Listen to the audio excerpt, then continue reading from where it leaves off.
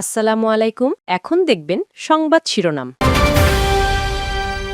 রাজধানীতে স্বেচ্ছাসেবক দলের নেতাকে হত্যার ঘটনায় পরিবারের মামলা। জানাজা হবে নয়াপল্টনে, এখনো জানা যায়নি মোটিভ। আইনের ভিত্তিতেই হবে প্রার্থিতা ফিরে পাবার আপিল নিষ্পত্তি, জানালেন সিএসসি। লেভেল প্লেইং ফিল্ড নিশ্চিত করবে কমিশন।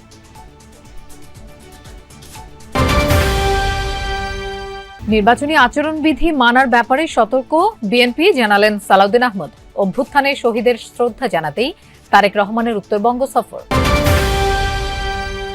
এলপিজি আমদানি ও দেশীয় উৎপাদনে ভ্যাট কমালো সরকার। 6 দফা দাবি আদায়ে অনড় ব্যবসায়ী সমবায় সমিতি। বিকেলে বিইআরসির সাথে বৈঠক। এতক্ষণ দেখছিলেন সংবাদ শিরোনাম, এখন দেখবেন বিস্তারিত। রাজধানীর পশ্চিম তেজতুরি বাজার এলাকায় স্বেচ্ছাসেবক দলের নেতা আজিজুর রহমান মুসাব্বিরকে গুলি ছুড়ে হত্যার ঘটনায় মামলা করেছে পরিবার। অজ্ঞাত 5 জনের বিরুদ্ধে তেজগাঁও থানায় এই মামলা দায়ের করা হচ্ছে। সকালে স্ত্রী সুরাইয়া বেগম বাদী হয়ে মামলাটি দায়ের করেন। তিনি জানান, কয়েকদিন থেকেই মৃত্যুর সংখ্যার কথা জানাচ্ছিলেন মুসাব্বির। তার মরদেহের ময়নাতদন্ত শেষে নয়াপল্টনে বিএনপির কেন্দ্রীয় কার্যালয়ে নেওয়া হবে।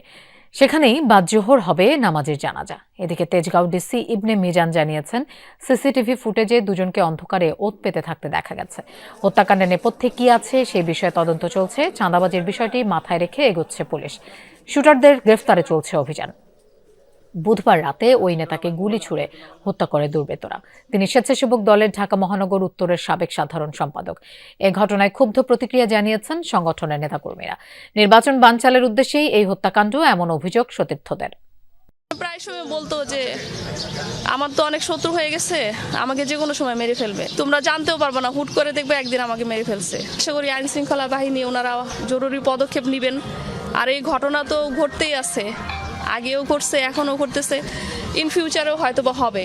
তো এগুলো আর সুষ্ঠু তদন্ত না হলে আমার মতো অনেক ফ্যামিলি এরকম হয়ে যাবে। ডিবি টিমও কাজ করে যাচ্ছে, র্যাবও কাজ করে যাচ্ছে। তো আমরা এখন পর্যন্ত খুবই প্রাথমিক অবস্থায় আছি। হয়তো অল্প সময়ের মধ্যে আমরা একটি অ্যাঙ্গেল পেয়ে যাব। এখন আগে উপপুলিশ কমিশনার তেজগাঁও ইবনে মিজান, তার সাথে কথা হয়েছে এবং তিনি বলেছেন যে তারা সিসি ফুটেজ দেখে দুজনকে শনাক্ত করতে পেরেছেন এবং তাদের নাম, ঠিকানা, পরিচয় সেটি এখন তারা সেই তথ্য অনুসন্ধান করছেন এবং কেন এই হত্যাকাণ্ড সেটি তারা তাদের প্রাথমিক ধারণা যে চাঁদাবাজি সংশ্লিষ্ট বিষয়ে নিয়ে কোনো সমস্যা হতে পারে। প্রার্থিতা ফিরে পেতে যারা আবেদন করছেন, আইনের ভিত্তিতে সেগুলো নিষ্পত্তি করা হবে বলে জানিয়েছেন প্রধান নির্বাচন কমিশনার এএমএম নাসির উদ্দিন। তিনি বলেন, নির্বাচন কমিশন ইনসাফে বিশ্বাসী, সবাই ন্যায় বিচার পাবেন। সকালে আগারগাঁও ইসি সচিবালয় প্রাঙ্গণে মনোনয়ন বাতিল ও গ্রহণের বিরুদ্ধে চলমান 4র্থ দিনের আপিল আবেদনের বুথ পরিদর্শন শেষে এসব কথা বলেন CSC. Commission level playing field নিশ্চিত করবে জানিয়ে তিনি বলেন, আগের মতো কোনো পাতানো নির্বাচন হবে না এবার। সকাল থেকেই দেশের বিভিন্ন প্রান্ত থেকে আপিল করতে ইসিতে আসছেন আবেদনকারীরা। এই কার্যক্রম শেষ হবে আগামীকাল। এরপর 10 থেকে 18 জানুয়ারি পর্যন্ত চলবে আপিল শুনানি। গত 3 দিনে আপিল আবেদন জমা পড়েছে 295টি।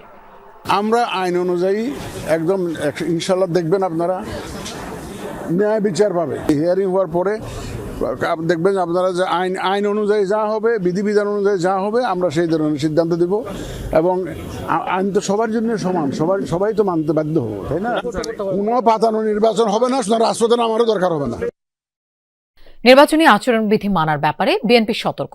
অভ্যুত্থানে শহীদের শ্রদ্ধা জানাতেই ভারপ্রাপ্ত চেয়ারম্যান তারেক রহমান উত্তরবঙ্গ সফর করবেন। রাজধানীর গুলশানে বিএনপি চেয়ারপারসনের কার্যালয়ে একথা বলেন দলটির স্থায়ী কমিটির সদস্য সালাউদ্দিন আহমদ। এ সময় সাংবাদিকদের প্রশ্নের জবাবে তিনি বলেন, রাজধানীতে স্বেচ্ছাসেবক দলের নেতাকে হত্যা বিচ্ছিন্ন ঘটনা। পতিত ফ্যাসিবাদী শক্তি দেশের গণতান্ত্রিক যাত্রাকে ব্যাহত করতেই আইন শৃঙ্খলা পরিস্থিতির অবনতি ঘটাচ্ছে, এই শঙ্কা প্রকাশ করেন তিনি। জানান, সম্প্রতি অনেক বিচ্ছিন্ন ঘটনা ঘটলেও তা নির্বাচনে কোনো প্রভাব ফেলবে না।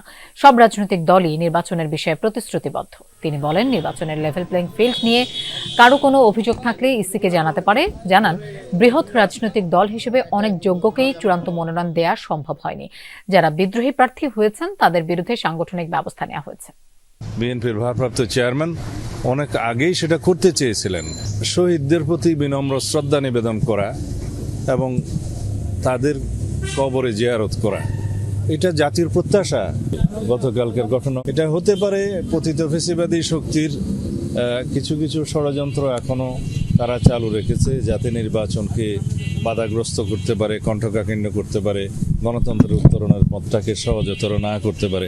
কিন্তু তাদের সেই প্রচেষ্টা কখনো সফল হবে না।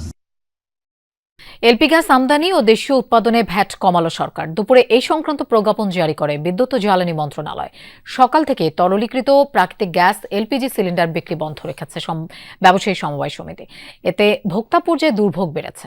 দাবি আদায় না হওয়া পর্যন্ত সারা দেশে সিলিন্ডার সরবরাহ বিক্রি বন্ধ রাখবে তারা। এর আগে বুধবার কমিশন বৃদ্ধি, জরিমানা বন্ধ সহ 6 দফা দাবিতে 24 ঘন্টার আলটিমেটাম দেয় সংগঠনটি। এ বিষয়ে সারা দেশের পরিবেশক ও খুচরা বিক্রেতাদের জন্য একটি নোটিশ জারি করে ব্যবসায়ী সমিতি। এতে বলা হয়, সব কোম্পানির প্ল্যান্ট থেকে এলপিজি উত্তোলনও বন্ধ থাকবে। বিকাল 3টায় এনার্জি রেগুলেটরি কমিশনের সাথে সমিতির নেতাদের বৈঠক হওয়ার কথা রয়েছে। গত কয়েকদিন ধরেই সরকার নির্ধারিত দাম 1307 টাকার বদলে কয়েকশো টাকা বেশি দরে বিক্রি হচ্ছিল গ্যাস সিলিন্ডার।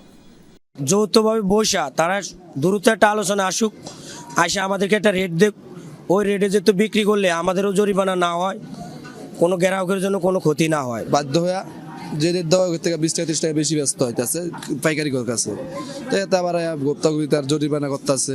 এই জন্য শুধু শুধু জরিমানা দিয়ে তো তার আমাদের লাভ নেই, এই জন্য আমরা বন্ধ করে দিচ্ছি। আগে যেরকম আমরা 1200 বা 1250 কিনতাম, এখন এটা 1800 লাগে। এগুলো একটা ভোগান্তি, আবার গ্যাসও পাওয়া যায় না। সাধারণ কেটে খাই, ওর অবস্থা কি হবে? তো এটা যদি বন্যমজুর নিয়ন্ত্রণে না আসে, তা আমরা কি করে খাবো, কি করে বাঁচবো? হ্যাঁ লোপা, এলপিজি বিক্রি বন্ধ থাকায় আসলে জনভোগান্তি তীব্র। আমি কারওয়ান বাজার থেকে শুরু করে কাঁঠাল বাগানের বেশ কয়েকটি পরিবেশকের দোকান ঘুরে ঘুরে দেখেছি। এই মুহূর্তে আসলে বেশিরভাগ পরিবেশকরাই তাদের দোকান বন্ধ রেখেছেন। তারাও আসলে বলছিলেন যে গত 2-3 দিন ধরেই আসলে গ্রাহকরা তাদের চাহিদা নিয়ে আসছেন, কিন্তু তারা তাদের চাহিদা পূরণ করতে পারছেন না। তারা তাদের খালি সিলিন্ডারগুলো শুধু জমা দিয়ে যেতে পারছেন, এমনটাই তারা জানাচ্ছিলেন। এরপরও আমরা বেশ কিছু দোকান খোলা থাকতে দেখেছি। তারা আসলে বলছিলেন নিয়মিত যেসব গ্রাহকরা আছেন তারা তাদের চাহিদা এসে দিচ্ছেন, তারা লিখে রাখছেন এবং চাহিদা অনুযায়ী তারা আসলে উৎপাদক প্রতিষ্ঠানের কাছে পাঠাচ্ছেন। কিন্তু তারা বলছেন 50টার চাহিদা পাঠালে সেখানে তারা দিচ্ছিলেনই তাদের 10টা থেকে 5টা এমন, কিন্তু গত 2 দিন যাবৎ টোটালি তাদেরকে কোনো সিলিন্ডারই দেওয়া হচ্ছে না। এতে তারা পরিবেশক হিসাবে যেমন ভোগান্তিতে পড়েছেন, পাশাপাশি যেসব গ্রাহকরা তাদের কাছ থেকে নিয়মিত সিলিন্ডার নেন তারাও আসলে ভোগান্তিতে পড়েছেন। এখানে আসলে তেমনই একজন গ্রাহক আছেন, আমরা একটু তার সাথে ছোট করে কথা বলতে চাই যে এই যে সিলিন্ডার পাচ্ছেন না, এটা আসলে কেমন ভোগান্তি? জি, আমরা তো অনেক